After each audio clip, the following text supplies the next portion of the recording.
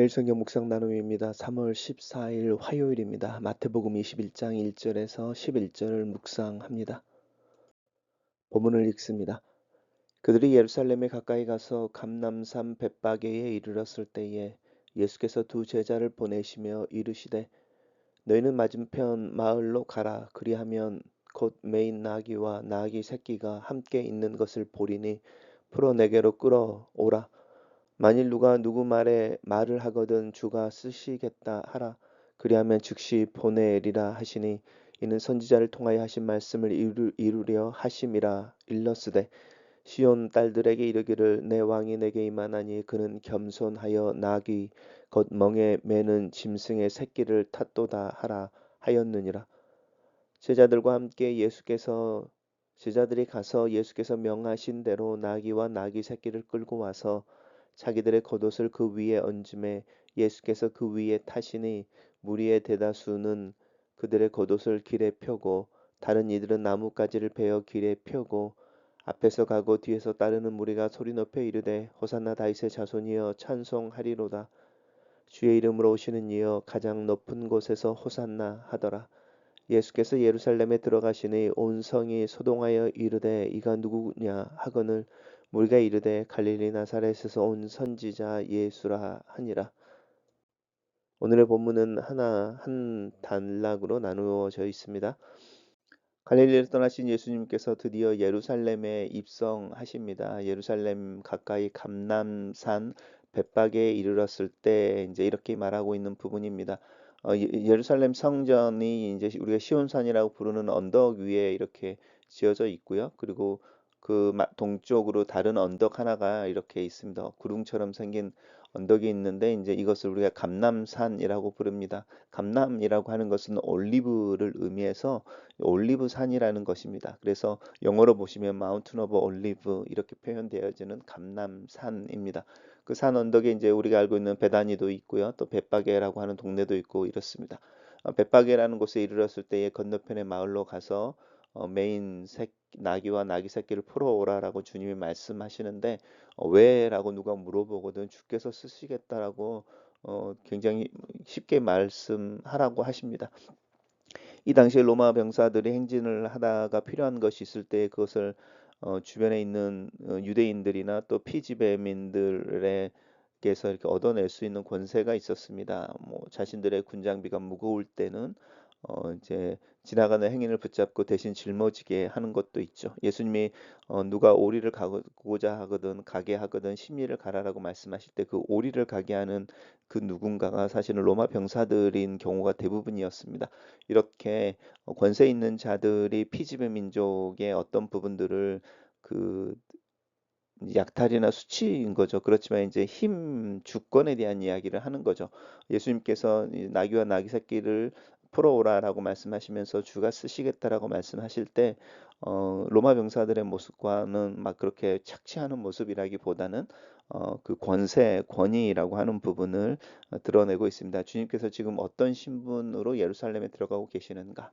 이 왕이라고 하는 주권을 가진 자로 들어가는 부분입니다. 그래서 마태는 그 부분을 이야기하면서 하나 더 이야기합니다. 선지자를 통하여 하신 말씀, 스가랴서의 예언입니다. 시온의 딸이 에게 이르기를 내 왕이죠. 분명히 예수님이 왕으로 표현되어지고 있죠. 그는 겸손하여 나귀 멍에를 매는 짐승의 새끼를 탔다 이렇게 말합니다. 그래서 나귀 또 그 멍에 매는 짐승의 새끼에서 나귀 새끼라고 하는 이 두 마리가 오늘 마태복음에서는 등장하고 예수님이 나귀와 나귀 새끼 두 마리를 동시에 탄 것처럼 묘사가 되어지고 있습니다. 제자들이 예수님의 명령대로 나귀와 나귀 새끼를 가져와서 그 위에 자신들의 겉옷을 얹고 예수님이 그 위에 타십니다.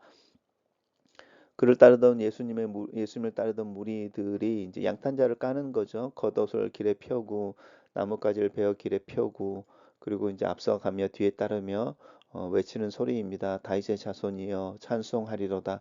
주의 이름으로 오시는 이여 가장 높은 곳에서 호산나. 우리 교회에서 성찬을 드릴 때에 감사의 기도를 하는 중간에 우리 함께 읽는 찬양의 본문인 것 기억하실지 모르겠습니다. 호산나 우리를 구원하소서라는 뜻이죠. 다윗의 자손이여 그리스도 메시아라는 뜻입니다. 주님의 이름으로 오시는 이여 한 번 더 그리스도임을 강조하고 있죠. 그래서 이제 예수님이 왕으로 예루살렘에 입성하고 있는 것을 분명하게 마태는 묘사하고 있는데, 예수님께서 그렇게 큰 무리들과 함께 소리를 내며 예루살렘에 들어갈 때 온 성이 이제 소동하죠. 그러면서 누구냐고 물을 때 무리들이 갈릴리 나사렛에서 온 선지자 예수다라고 말합니다. 이 마지막 부분이 좀 깨름직합니다. 왜냐하면 마태가 지금까지 예수님이 왕으로 예루살렘에 입성하고 있고 스가랴의 예언을 성취하는 모습을 등장시키고 있고, 자신들 또한 그렇게 예수를 그리스도로 고백하면서 예루살렘에 들어왔는데, 정작 예루살렘에 들어와서는 예수님을 왕 그리스도라 부르지 않고 선지자 중에 하나라고 불러버리는 부분 속에 뭔가 예수님의 예루살렘 입성이 그렇게 어, 사람들이 기대하는 것만큼 또 우리가 꿈꾸는 것처럼, 아니면은 그 야고보와 요한의 어머니가 꿈꿨던 당신이 예루살렘에 들어가셔서 주님의 나라가 형성이 되면 내 아들을 당신의 우편과 좌편에 앉아 주십시오라고 하는 그 나라를 꿈꿨던 모습이 뭔가 이렇게 바람에 빠져버리는 듯한 인상을 주면서 오늘의 이야기가 끝납니다. 단락을 요약해 보겠습니다.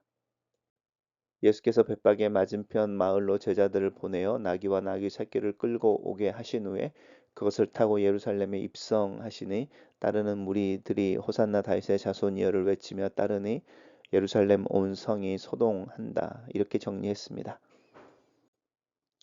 묵상 나눔 첫 번째입니다. 예수님은 자신을 가르쳐 주라 일컬음으로 모든 것의 소유주이자 만물의 결정권자이심을 밝히십니다. 나귀와 나귀 새끼를 풀어서 끌고 오라 하시는 것도 그 모든 것의 주인으로서 내린 명령이라고 할 수 있습니다.